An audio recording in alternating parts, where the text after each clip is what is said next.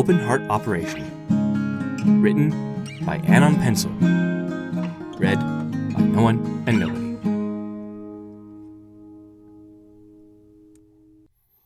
I've never been very good at planning dates. Not that I'm terrible, it's just that I don't really put that much thought into them usually. Besides the usual cliches of mini golf, dinner at a nice restaurant, and seeing a movie. I've never really had to plot out something romantic from point A to point B before. No grand sweeping gestures, no special concocted surprises. I suppose that might be a fault on my part, but to be honest, no one's ever done it for me either, so I don't have any ideas except from movies. Either way, there's finally come a time when I have to try. I just hope I don't screw it all up. The bouquet of fresh-cut flowers feels foreign in my hand as I approach the front doors of the hospital and I find myself fumbling with it, fidgeting nervously.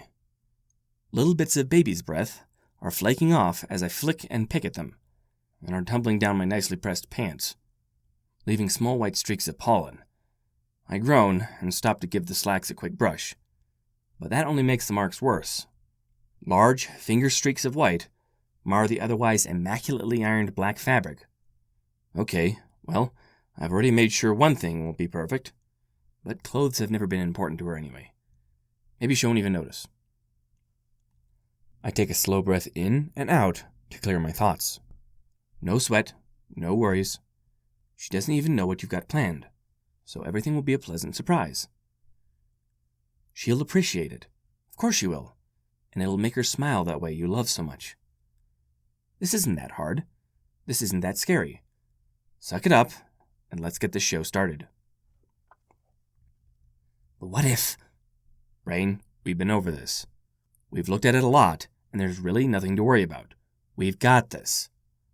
My brain tells me that here's what I'm saying, but it's looked at things from a new angle, and has shocking new evidence showing why everything is actually going to be terrible. I resist the urge to tell it to go and tell me all about it. Instead, before I can stop myself, I place a hand on the front door and press it open. The moment I walk inside, every set of eyes turns to me, and I instantly regret my attire. It's probably not often that hospital staff and sickies see someone in a suit with a bouquet coming in, unless they're offering condolences to a death. Probably not the impression I want to give off. What's worse, a few of the medical staff know me from coming to visit their coworker, and I can see them flinch as they stifle laughter or comments. Should have just kept it casual like I thought. I knew I was no good at romance. But it's too late to call it off now, and I stride forward through the waiting area and search the front desk schedule to see who's on shift where.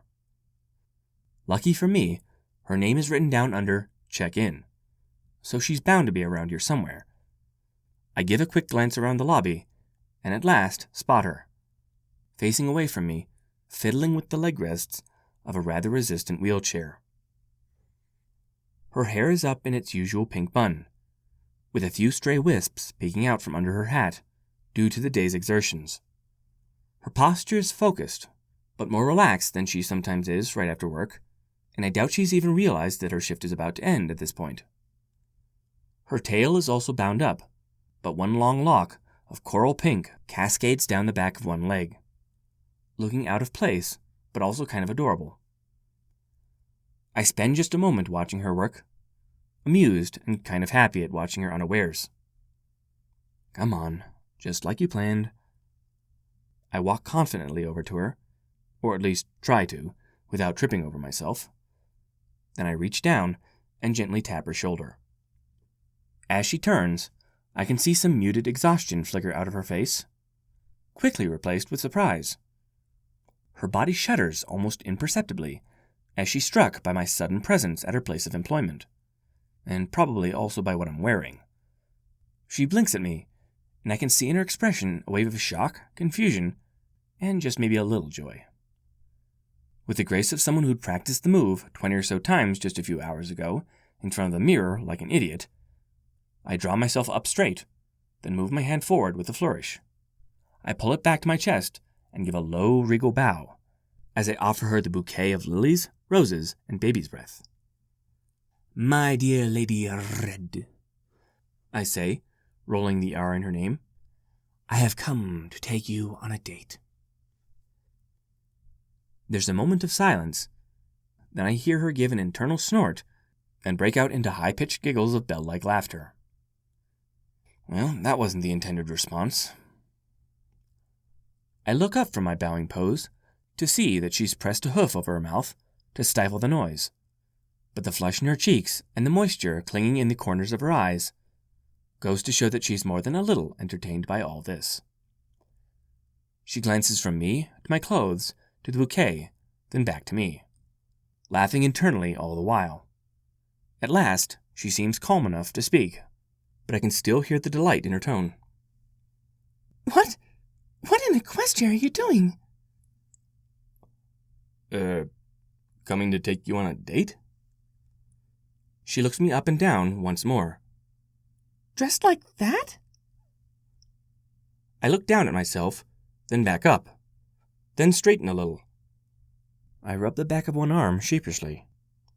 Well, yeah, I was trying to get all dressed up for you. She forces herself to appear serious, but I can tell that she's barely holding it together without bursting into laughter again. Oh, yes. Of course, you look very nice.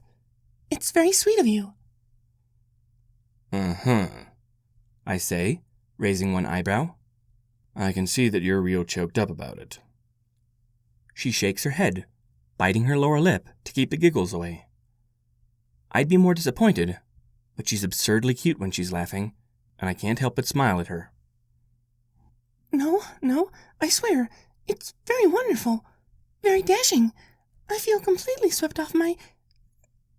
At this point, she can't stop and begins to giggle again, covering her face with both hooves to try and hide it from me. I roll my eyes and let out a resigned sigh. Well, at least I did make her blush a little. I step forward and wrap her against me in a tight hug, while her shoulders stop shaking from laughter, and at last she pushes me away, wipes her eyes, and looks up at me, shaking her head. What got into your head to inspire you to do all this? She asks. I shrug. I don't know. We've been going out for a while now, and I wanted to do something romantic for you, and stuff I thought you'd like. Well, I do, she says, far more gently, patting a hoof against my chest. I really do. It's maybe the sweetest, dumbest thing anyone's ever done for me. And the flowers are lovely.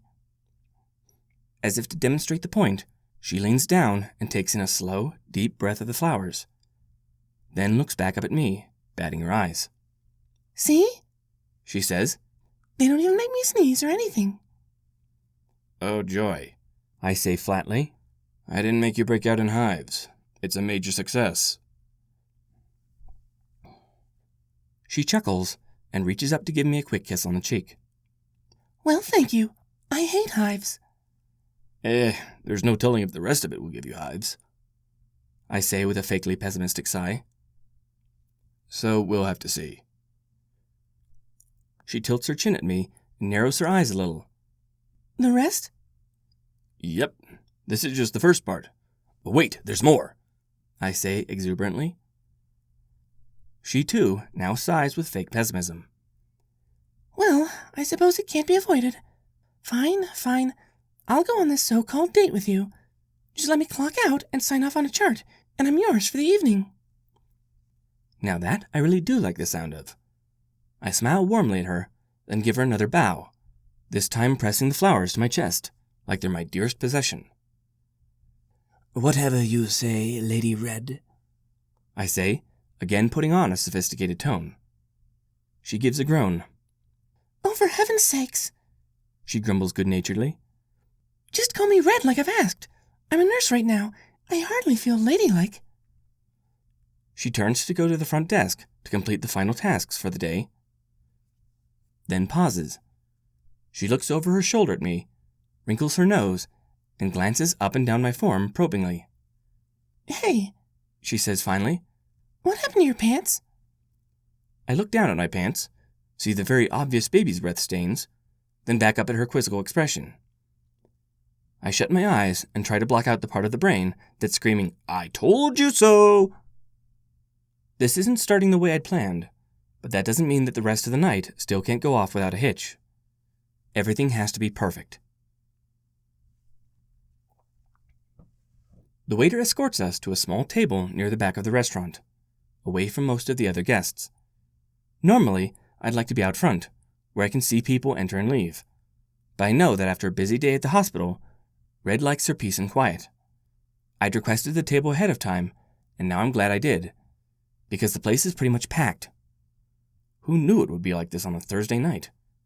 Even if it is the only French place in town, and one of the few restaurants with any class. In fact, I'm surprised at how easy it was to get this table, especially in how quiet and distant from everyone it is. I'm not complaining, just noting. With a flourish, the waiter pulls back Red's chair so she can sit down, and she gives him one of her more charming smiles as she settles in. I place my suit jacket across the back of my chair and take my own seat. After that, he pours us a pair of glasses of water and looks to me for confirmation. I give him a nod that yes, the plan is still on, and he gives me a wink before heading off to the kitchen. Operation Best Date Ever is still a go, and we're only getting started. Once we're alone, Red turns to me, practically beaming.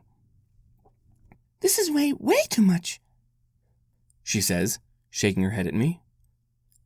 Chez chevaux, it must be costing you a hoof and a leg. Foot and a leg. Hand and an arm? Sorry, I get mixed up about all your different terms. I pretend to roll my eyes at her. A nurse who doesn't know her anatomy? Unthinkable. Absurd. Oh, come on. I know pony anatomy better than you do. So you claim, I say, arching a brow suggestively at her. She giggles and turns away a little with a blush, but I quickly change mental gears. This is neither the time or the place for any of that, and I'm determined to leave the innuendo outside tonight. I clear my throat and glance to the intimidatingly long menu. Red, too, seems to be looking at it, a little overwhelmed. Any idea what you want? I say, happy to offer help. I know you're a big fan of spaghetti and stuff, but French food can be a little bit more out there, and hard to figure out from just the names. If you have questions, you can always... She simply waves me off with one hoof, smiling knowingly. I've been to Chez Chevaux before, you dork, she says lightly. I've even had the escargot. She has? I'm not sure if I'm more impressed or crestfallen that she seems more on top of this than I am. I stare her up and down, in half real shock, half fake shock. You monster! I proclaim as indignantly as possible. Why, I hear that uses snails. Yeah, that's literally all they are. It's not that great. Would never do it again, but yes, it's just snails. I wrinkle my nose in exaggerated disgust. She gives a heavy, exasperated sigh. Honestly, I just cannot take you anywhere. If you remember correctly, I say, lifting my water glass, pinky extended for effect, I took you here tonight, did I not? Her lips slip into a wide, tender smile. She slides her hoof across the tablecloth, and I reach back underneath. I feel the cool hardness of her hoof against my palm, welcome and familiar now.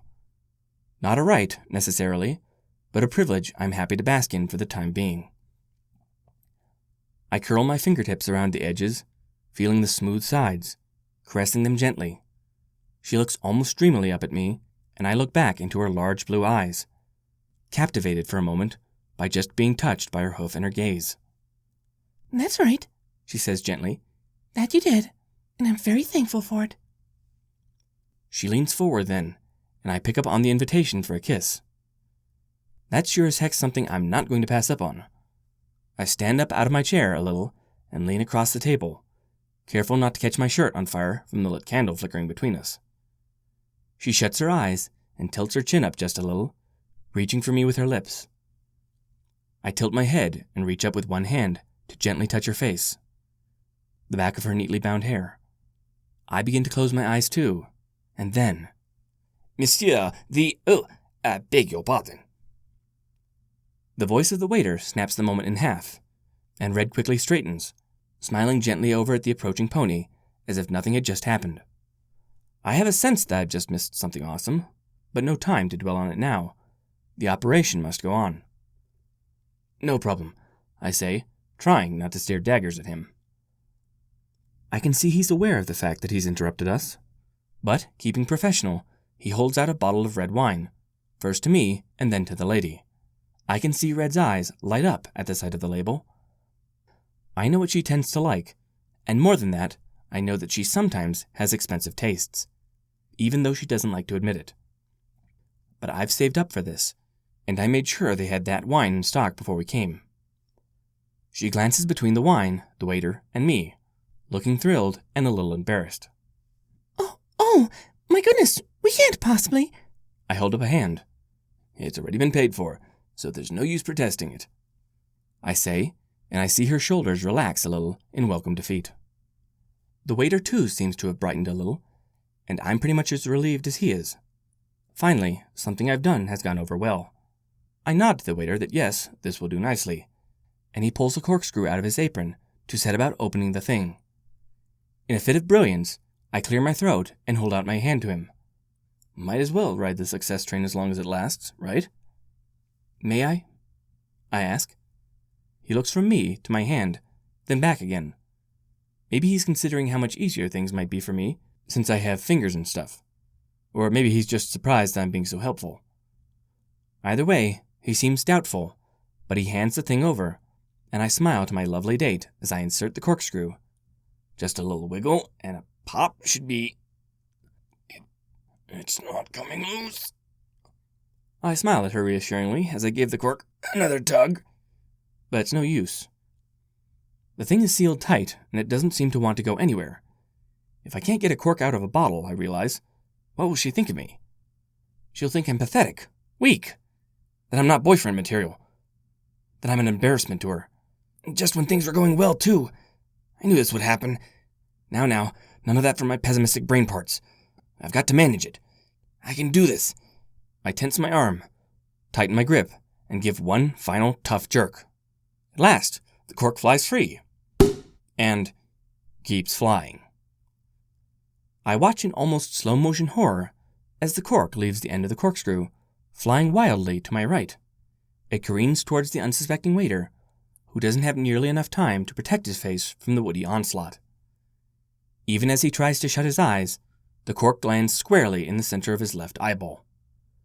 With a yelp, he drops the small handtail he was holding and clasps his hoof across his face.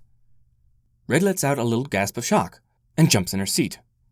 All I can do is sit there for a moment, frozen, corkscrew in hand, red wine splattered across the tablecloth and my shirt front. Well, the success train has officially jumped the track. I swear under my breath and stand up, quickly grabbing the towel from the floor and offering it back to the waiter. Oh, geez, I'm so sorry, I say. I'm so sorry. Like a champion, he snatches the towel from me and does his best to smile through the obvious pain. It's no problem, he says haltingly. I'm a nurse, Red says quickly. Maybe I should check to make sure that... But he's waving her off with one hoof. Not at all. It's not the first time. It's not? I say hopefully. He pauses, glancing at me in annoyance, then away. Well, actually it is. But no bother anyway. Let me go get you your appetizer. I stutter out, all my bravado gone. Yeah. Can we get an order of the crab cakes to split? He nods at me, then at Red, as polite as one can be when your eye is watering from being assaulted by a wine cork. Very good. I will be back shortly. And with that, he turns away and walks back to the kitchen. The moment he's gone, I set down the wine bottle and drop my head into my hands. This date is not going the way I had planned. Not at all. It feels like nothing else can go wrong tonight. I'm so sorry, I mutter between my palms. That was stupid of me. No, you're fine. I hear her hesitate. Actually, it was kind of stupid, but not that bad, really. I mean, he's trained to open wine, so why? I didn't want him to slobber on our wine by holding it, I blurt out a little too loudly. Then, much quieter, pony spit is kind of gross, and I just wanted... All at once, she gives a little giggle and I glance up through my fingers to see her cupping a hoof over her mouth. When I give her a questioning look, she shakes her head vigorously, trying to stifle laughter. "What?" I say, unable to keep from smiling a little myself at the sound of her muffled giggles. Nothing, She says through her hoof. nope, "Oh, come on. no, that's okay. Come on, Red, what's so funny?" She snickers, then removes her hoof and gives me a sheepishly cheeky grin. You've never complained about pony spit with me. I blink at her, then shake my head and give a short laugh to join her in her giggling. "Gross," I tell her chidingly. "Don't be gross, Red." Hey, you're the one who keeps coming back for seconds. As long as it's yours. She snorts a little as she laughs. It's completely endearing when I can get her to do that. And it's something that I always aspire to. The fact that I can do that is somewhat comforting, because at least I know she's having a nice time. This is such an inappropriate conversation to be having here. She says between giggles. We should stop. "Yes, we should," I say, straightening up. "Let's be serious. Super serious. We are the best at serious." She also straightens and sets her lips in a straight line. We look at each other across the table, and I can see that we're instantly in silent competition to see who can be the most serious. I tilt my chin up, set my shoulders back. She tosses her head lightly and looks at me as if she's better than everything around her. Little does she know that she's right about that. I pout my lower lip a little, trying to look like the old rich men I've seen in historical pictures. And she responds by sticking her nose up in the air and giving a little indignant snort. She's so winning this game. Then, all at once, she lowers her head a little and sniffs once. Twice. Then she glances around as if investigating something. "Something the matter?" I ask, praying that there's not. Hey, do you smell something? She asks quietly. Does someone have a foal still in diapers at a nearby table or something? I look around and spot a pony coming out of the door behind her. He's not a waiter or a chef, and I realize, with a deep sinking dread, that the door is not another entrance to the kitchen, as I'd originally thought when we sat down. I put us at a table next to the bathroom. No wonder the table was so easy to get.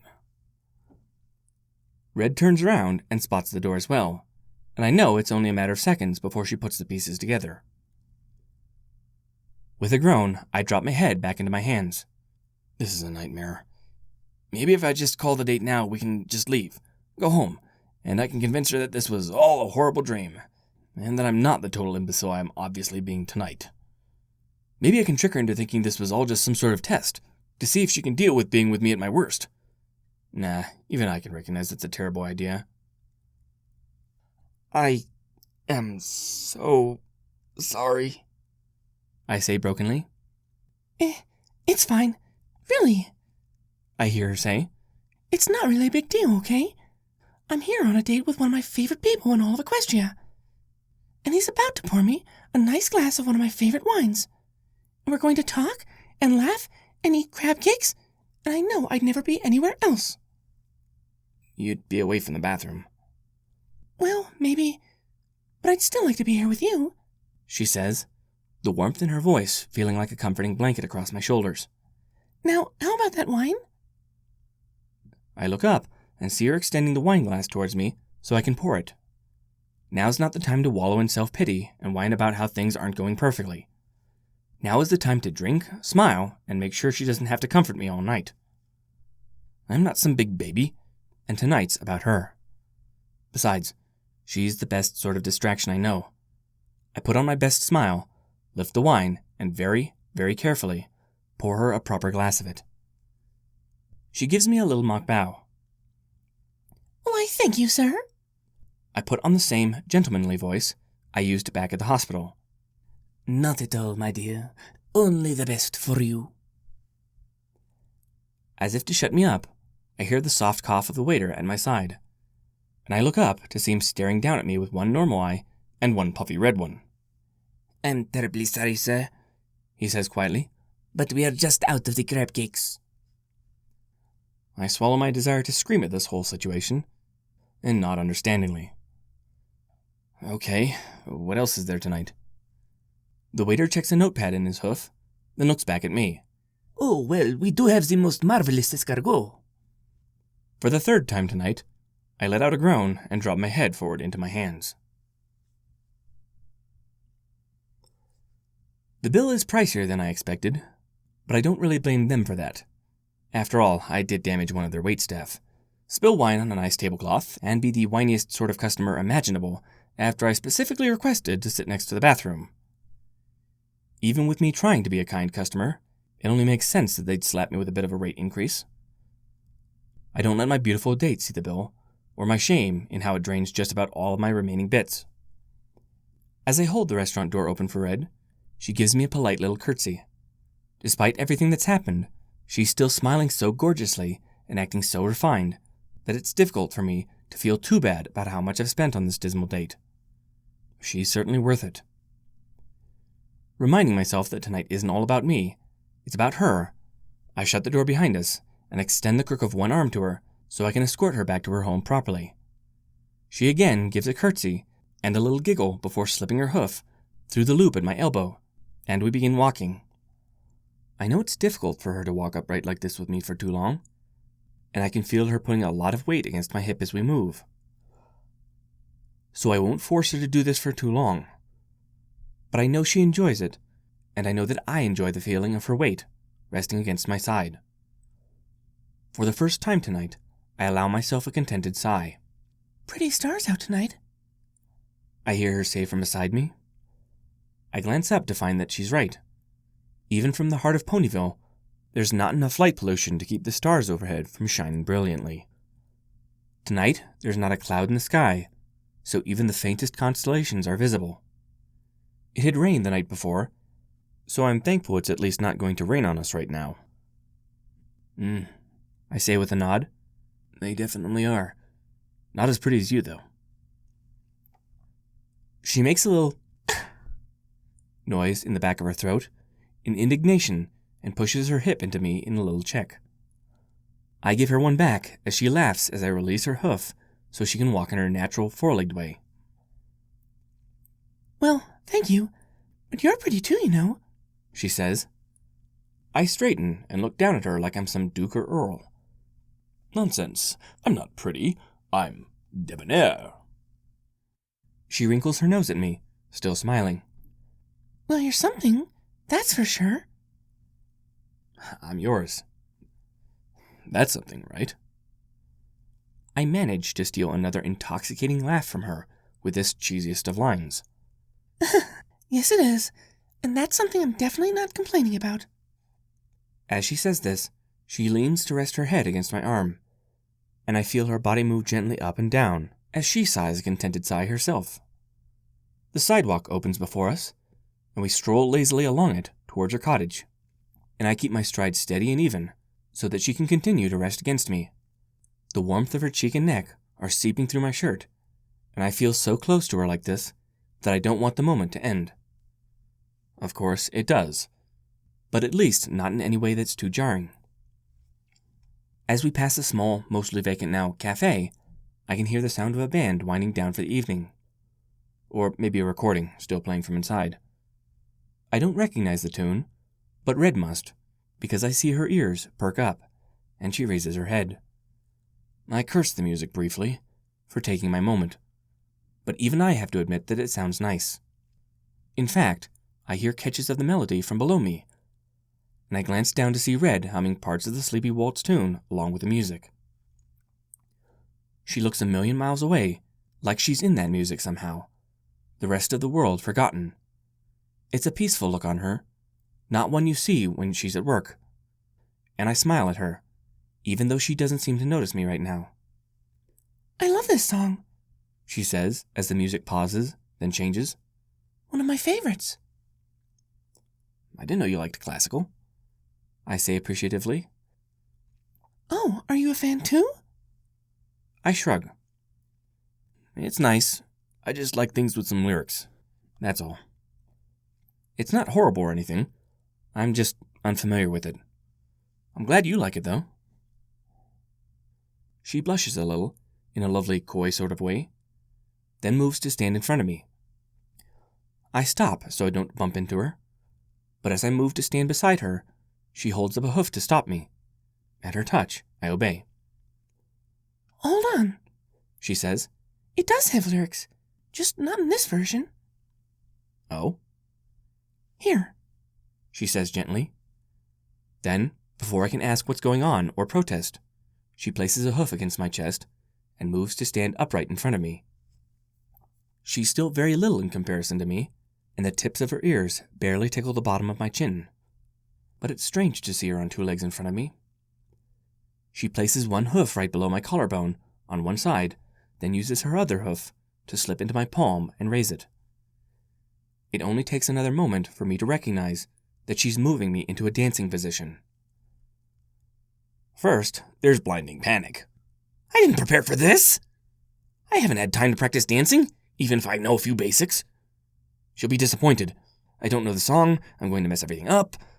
Then, as she pulls against my palm and shoulder blade to step back, the other part of my brain sets in and begins counting out the rhythm. I'm less panicked, more focused. Stick with the beat and just move with her. You can do that much. I'm so set on it all that I barely notice when she starts singing.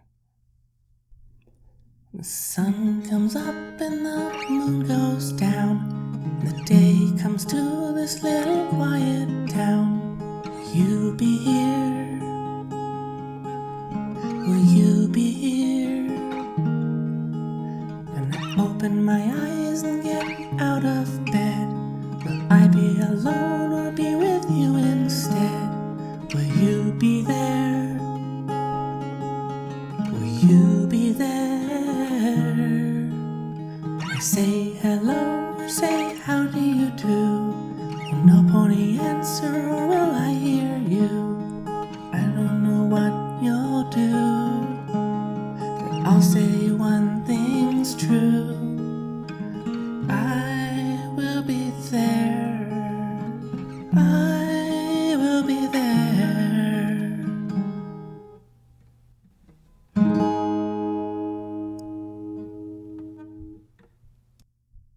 The melody is suddenly not so distant to my mind anymore. It's lovely, lilting, lifted by the strains of her soft but clear voice. I've only heard her sing on occasion, and while she's not an opera singer or anything, the sound of it is enchanting and hypnotizing to me. Like I'm a snake and she's willing me to dance with her music. I'm completely caught up in her song as we dance slowly back and forth across the sidewalk. I'm so caught up, in fact, that I don't notice the crack in the sidewalk or the way a small bit of it juts up in front. I don't notice it until my foot strikes it and I topple forward with a little cry of shock and dismay. Red too yelps as I let go of her and very nearly crash into her as I fall past onto the sidewalk below. I'm barely able to catch myself with my hands, but still feel the sting as my knee meets the solid of the ground. And beside me, I hear a little oof as she too hits the sidewalk, hip first. Instantly, I scramble up to my knees and move to her side. "Geez, Red, are you okay?"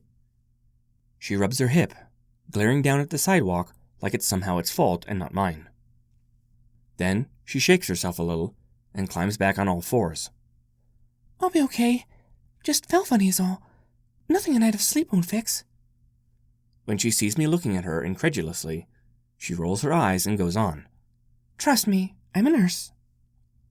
Right. Sorry, I just tripped and... Sorry. I want to say the word over and over again, and I turn away from her to sit on the edge of the curb with a heavy sigh. This wasn't what I was expecting for her at all. Everything I've done, or tried to do, has blown up in my face, and I can't shake the feeling that she must be embarrassed, bitter, or at least pretty annoyed at this. I'm a terrible boyfriend right now, and I always knew I was bad at doing big dates. Look, I say with a sigh, as I feel her sit down on the curb next to me. I wanted to give you a really, really special night. I had a big plan, I made arrangements, and I did everything I could to, well, make you feel like the princess you are. I wanted everything to be perfect. I'm sorry it's been such a rotten time. Nothing has gone the way I wanted it to, and you deserve so much better than that. I hope you can forgive me for letting you down. All at once, I hear her laughing at my side. Really, openly laughing. I look over, and she's shaking her head, giggling so hard that she's beginning to give little snorts. She must have snapped. That's it. All this is too much, and I pushed her past the point of insanity. But she waves a hoof at me as she tries, desperately, to calm her laughter, probably seeing the worry in my face. What are you talking about? She says at last. Tonight has been great. It has? She nods vigorously, then swallows her laughter and grins at me. I got surprised at work, and all the other mares that work with me are already jealous. I got a lovely dinner with very expensive wine at Chez Chevaux, even when the place was pretty well full. I heard my favorite song while walking home, and even got to dance for it for a little while. And I did it all while spending time with someone I deeply care about. Tonight has been a perfect time for me to unwind, not worry, and just laugh. I've laughed more tonight than I have in weeks. So, I stutter out, trying to be sure that I've understood her right. You had a good time? You're not disappointed? Of course not, she exclaims with a little nudge into my shoulder. You took me on a surprise date. How could I be disappointed? Now I'm the one who blushes and looks away. She really does deserve to be treated like a princess. The way she talks and acts towards me, everything feels so natural, like a glove fit. Like even when I'm messing things up, she's still happy because of me, and I'm still happy because of her. Things are somehow just easy, even when I'm trying too hard. I slip an arm across the sidewalk and put it around her shoulders, then give her a gentle squeeze against me. What would I ever do without you?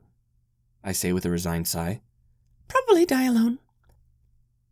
Not nice, I say, glancing fake reproachfully at her. I thought you were being sweet to me, not teasing me. I can do both. I've noticed. One of your many gifts. Gifts? Gifts! I'd almost forgotten. This was the one thing I definitely can't mess up. Unless I'm the world's biggest klutz. And I don't think I'm that bad. Before she can say a word, I slip my hand into my pocket and produce a small, circular wrapped package. It's lumpy, and there's too much tape on the wrapping paper, but before I can think too hard about that, I quickly pass it to her with a sheepish shrug. Here, I got you something. She looks over at it, blinking in obvious surprise, then smiles at it, then at me. It seems very unique, she says slowly. I wrapped it myself.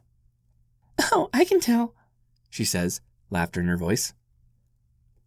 I hold my breath as she carefully removes the wrapping paper and pulls out the tiny object concealed inside. For a moment, she stares down at it, as if unsure what she's looking at. Then her lips crease upwards in a soft, wondrous smile.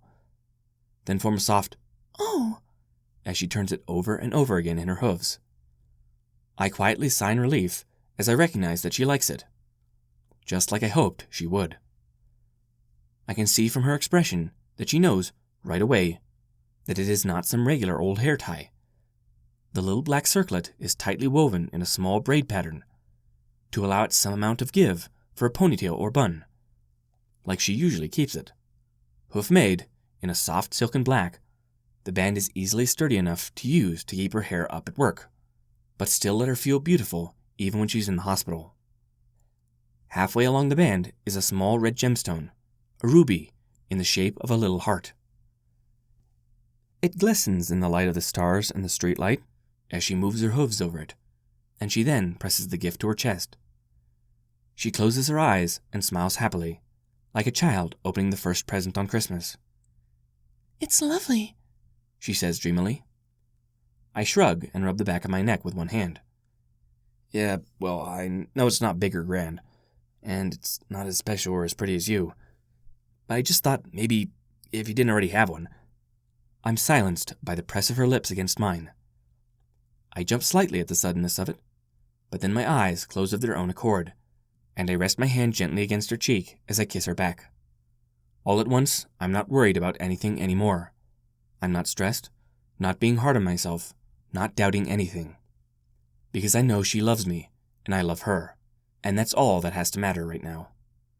She pulls back, and her cheeks slide past my fingertips as our lips part in a soft kissing sound. I open my eyes to find her smiling up at me, blushing, and looking into my eyes in adoration. I love you, She says softly. Thank you. I love it. It's absolutely perfect for me. And all at once, I know she's right. Even with all the weird accidents tonight, even with nothing going completely as planned, even with me being a total dork, I got to spend my night with her. And she loves me. That alone, for me, makes this date absolutely perfect.